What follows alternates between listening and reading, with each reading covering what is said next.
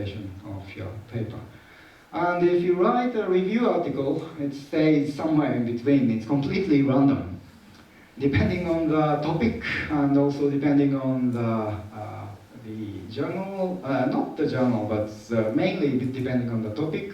You may end up with much longer tail, and also there is, most of the case, there isn't particular peak like these, so it is more like a flat or continuous decay of the citation. So that's something you can think about when you decide which journal to submit. And the other thing is, some of you may not be the native English speaker like I am. So there is a survey or research. If you put two people in one room from the same country, of course they will talk with each other using the same language. But if they are from different countries, and then of course they have to communicate with each other in English. So English is the only one global tool, like it or not, so you have to stick to it. And this is an interesting diagram you can find in this Japanese website. And this is the difference in pronunciation as compared with English. English is, of course, 0, and then German or some of the Latin-based languages have some similarity, because the English is imported quite a few words from these countries. And then Malaysian, Russian, and so on, Hindi, Chinese, Korean, Japanese, so they have much far difference from the pronunciation in English. And then this is the grammatical difference, the vertical axis shows. So you have much more difference depending on the language you speak. So that means you need much more time to learn English, so you don't need to worry about if your English is not so good, or you can think about how to improve it. But basically, there is a trick. If you want to read a paper very quickly, this is one of our review articles published some years back. So English articles are quite easy to read. So you have this abstract, read the abstract first, and then get some idea what this paper is for, and then you just read the first sentence in each paragraph, and then you can quickly get the idea throughout the paper what this paper is about. And this is true for the newspapers or any English articles, so you can practice how to read or write those English articles by following this way. And then finally, summary basically reflects this abstract back, so it should be telling something very similar. So you don't need to translate word by word, obviously, and you don't really need to look up the dictionary word by word, because if you don't understand some of the words, you don't need to worry about it. You can just get some idea, because you don't want to become the English expert, but you want to become the scientific or technological experts. So by using the English, and then of course, as you are here, and also as Chi-Feng and also Hyun-Soo told us, the IEEE Magnetic Society is encouraging you to consider to set up a student-led project. And that was very popular some years back, and we ran for 2 years, and then the second year was particularly successful. The winner submitted a poster to the joint Intermag conference in Washington, D.C., and their poster was very popular, and they won the poster award. And afterwards, I got some complaints from the students they presented, because they couldn't look around the other posters because they continuously get somebody asking questions throughout their presentation. But that's how their project was good. And this is the international collaboration mapped in the diagram. So as you can see, the US is the largest, and then UK, Germany, France, Japan, China have the second sort of category in 2005. And then you've got Spain, Italy, Netherlands, and so on. They have the quite good link to the other countries. So they have the good international collaborations. And these are the number of collaborations led to the publications. After 10 years, so it's closer to now, in 2015, US became slightly bigger, and China became much bigger. Germany, UK, and all the countries became bigger and bigger, but there are only two countries which almost stays the same, Japan and Russia. So they have some difficulties to have the international collaborations. Partially because Japan has a lot of reasonable amount of funding, so they don't need to collaborate with outside people, and that's why they are less keen to work with foreigners. But as you can see from this diagram, it is very important to make friends outside your country or institutions. And as Hyun-Soo said, it is a very good chance for you to stay in contact with your friends here, because they may stay in this field throughout their lives, and it is quite easy to call up your friends and start some collaboration rather than finding somebody new. So these are some top 10% paper analysis. So these are the domestic figure just within these countries. As you can see, international collaboration basically increases the visibility of your paper. That's another trick or strategy you should think about when you write a paper. So this is the end of my second part. Again, I would like to take any questions or comments quickly. Any questions or comments?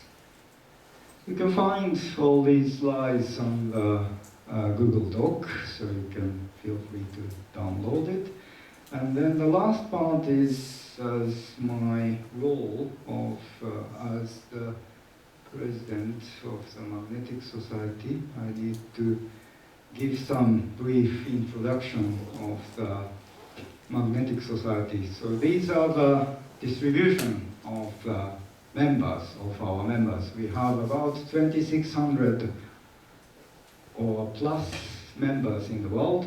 So I was crazy enough to spend one of my weekends to calculate the center of magnetism in each region, and then the US or North America has this center, and then South America is somewhere in Amazon. Europe center is between Switzerland and Germany, and then in Asia Pacific it's begun in China. And throughout the world, the center of magnetism is called the area called Mechtat El Garsa or something, sorry, it's moved, in Algeria, and it is really middle of nowhere, as you can see. So I don't think anybody working on magnetism over there, but if you, because in order to come or join the summer school, you became a member of the Magnetic Society as a student member. Thank you very much. So you may have shifted the center of magnetism, and there is a call for you to submit your prediction. So currently the center is here, but by the end of this year, you may move the center of magnetism. So the best guess will receive the free membership for next year. So please consider to apply. And advantage of studying magnetism. So if you compare the magnetism with the other field, the application is much quicker. So if you consider photovoltaic. It was originally found in 1839. It took over 110 years to make the solar cell. And if you consider LED, light emitting diode, production takes 35 years, or if you consider the blue LED, it takes much, much longer. However, if you look at giant magnet resistance, for example, it took only less than 10 years to be implemented in the hard disk drive, and also room temperature tunneling magnet resistance took only 13 years to be implemented in the hard disk drive. And for the permanent magnet, it took about 15 years also to be commercialized.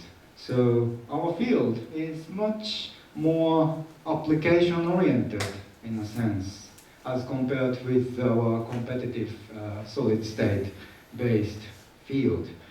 So in the future, because my background is spintronics, you have some new development which may lead to other products in the near future.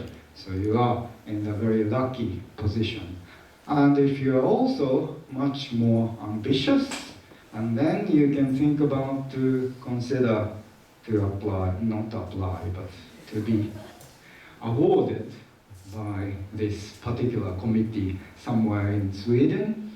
And these are the ages when the Nobel laureates got awarded. The youngest one was 25 years old, so you are quite close to that age. And on average, it's 54. So you need to live at least another 20 years to get qualified. And if you count the number of the awarded fields, particle physics is always the largest, and then optics is getting quite large because of the quantum-related works recently awarded. Magnetism used to be the second, but now it's third, and we have all these legendary people from the quantum mechanics, and also these recent people, Louis Nel, Brian Josephson, and these two on giant magnetic resistance. And if you include these plus two, which are graphene and topology, and then we are doing not so bad. So you may have a good chance in the future. And make sure if you win the Nobel Prize, comment about my talk. Okay? So, and now you are a member of the Magnetic Society, so I will briefly give you how much benefit you're gonna get. So, in your case, the student membership is $13 per year. So you have a series of categories to get some benefit. One is conferences, publications, and community services. These are three major categories we are focusing on. So if you attend one of our flagship conferences, either Intermag or MMM, registration discount can be up to about $520. If you are a woman, if you attend the Women in Magnetism, this is about the cost per person. So we support about $40 for women in magnetism or young professionals or students in magnetism. And this is why it is important to join the Students in Magnetism, which comes quickly afterwards. And then, if you are lucky enough to get the seats and meet the experts or meet the speakers, you can get about $50 and so on. And if you publish a paper in one of our IEEE journals, and then article processing charge discount is about $100 per article. And then for the community services, we've been supporting the Ukrainian members, $2,000 maximum, and magnetism in Latin America, women in magnetism training, and this summer school. Each of you may receive about $1,000 support, depending on the distance you travel, but this is a significant benefit to become the student member of the IEEE. And if you attend the small conferences or distinguished lecturers' talks, and then that's also additional benefit. And these yellow shaded items are only for the members, but we are also supporting general public as well. And if you live in the US, you have additional benefits from these companies. So that's the advertisement from me, and then these are the slides I was asked to present by Mei-In Sim, who is the chair of the Students in Magnetism. So this is one of the youngest, but one of the most active entity in the IEEE Magnetic Society, and this has been run by students, and it's been run over the last 3 years or so, and it's been quite successful. And for the first year, they made the worldwide, not competition, but the exercise to measure the Earth magnetic field by using your mobile phone. So I think the web page is still open, so if you access this Students in Magnetism page, and then if you type in what's the measured value, your data point will appear on the world map on this page. And the second year, they run the sensor activities, so they invited some sensor experts to explain how to measure the sensor, so it is kind of continuation of the measurement of the Earth field. And this year they run the traveling sensors.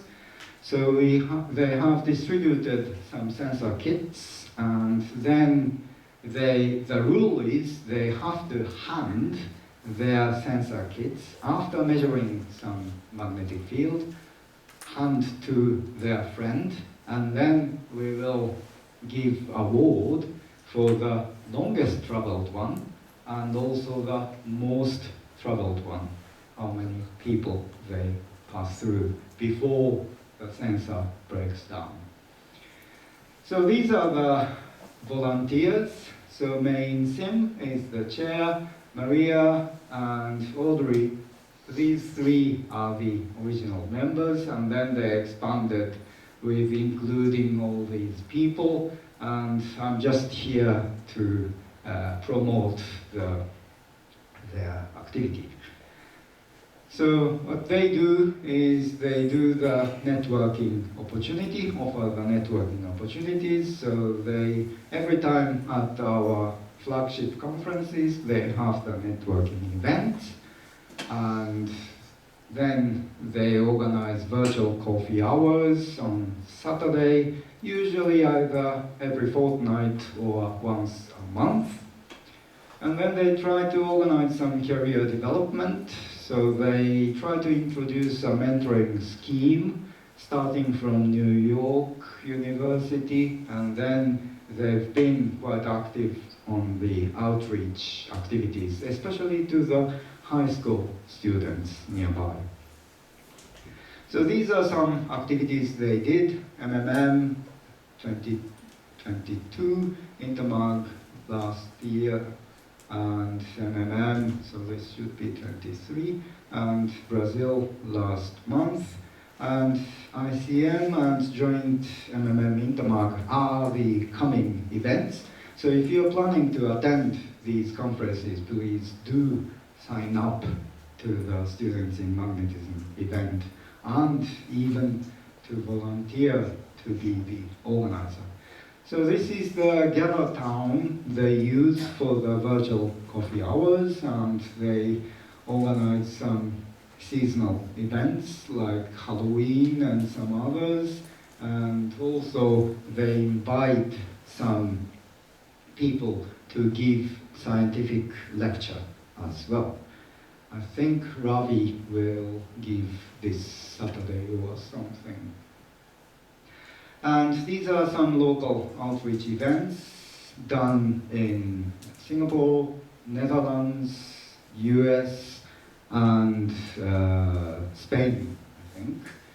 So if you are planning to do some outreach events in your local area, please contact Mei-In and her group.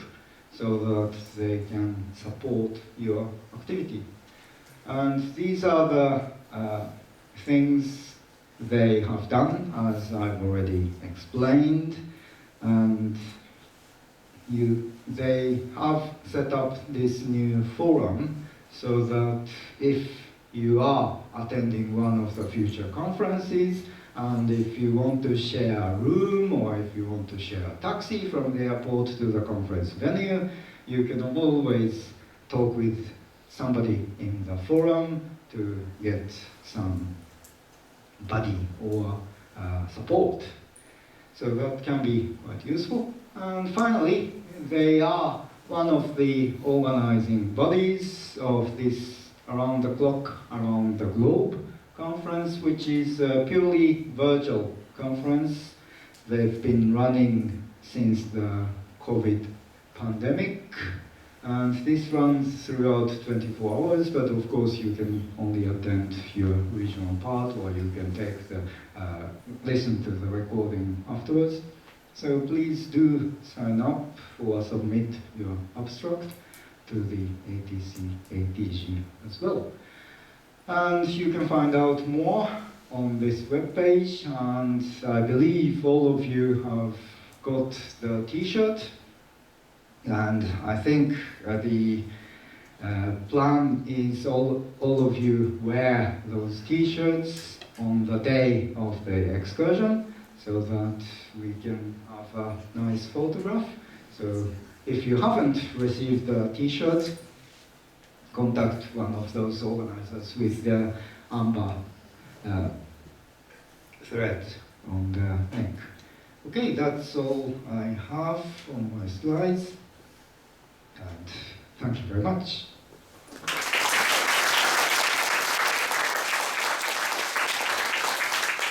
So now I take any questions. Sorry, I lost my voice. Any questions or comments?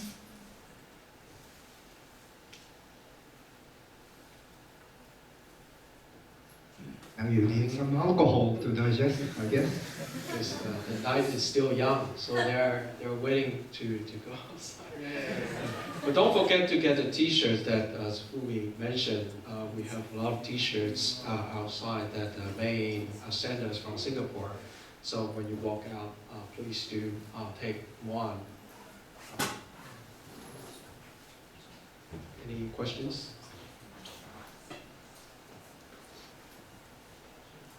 No? Yeah. Yes, for the virtual coffee hours, I'm getting emails for that, but unfortunately, that time in New Zealand, because I'm from New Zealand, so time in New Zealand normally is after midnight. So it's good to have virtual coffee hours at suitable time for people in Australia and New Zealand. Yeah, sure. I will forward your comments to Maine, because I have the same problem as well. So it's not like coffee, it's like a nightcap for me. So Yes. yeah,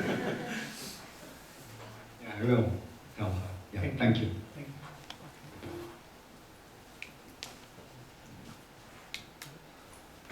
you.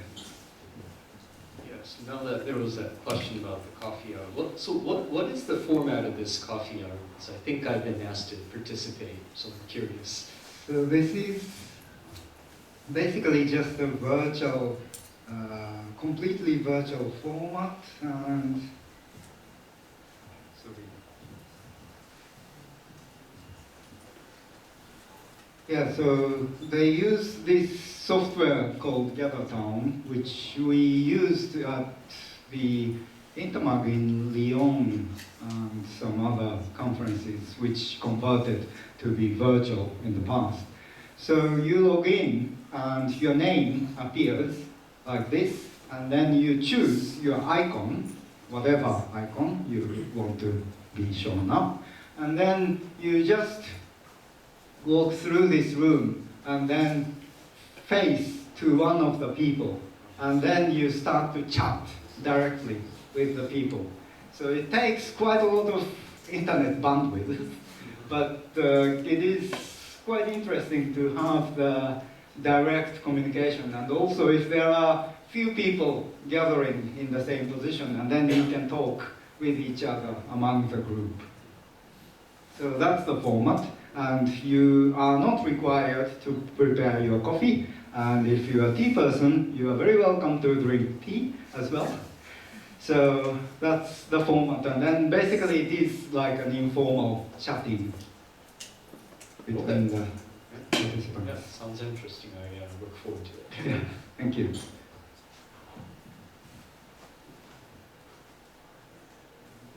any more questions? So just one more thing that if you haven't found your roommates yet, please find your roommates and figure out who has the key, because only one key for each room. So that's very important. So if you haven't done so yet, please do so. And the staffs outside will also help you to do that. Okay. So, that's one of the questions over there.